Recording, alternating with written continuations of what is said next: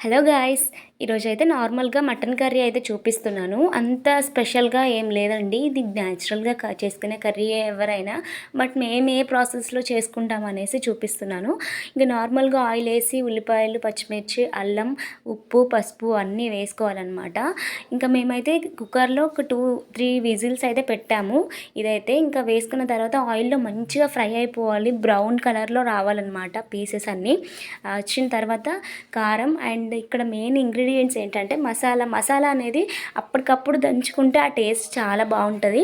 So కొంచెం ఓపిక, మనం మటన్ తెచ్చుకునేది రేర్లీ ఎప్పుడో ఒకసారి, అదే ఓపిక కొద్దీ ఈ మసాలా కూడా ప్రిపేర్ చేసుకుంటే చాలా బాగుంటుంది. స్మెల్ కూడా చాలా బాగుంటుంది అనమాట కర్రీది. సో మంచిగా దంచేసుకోవాలి.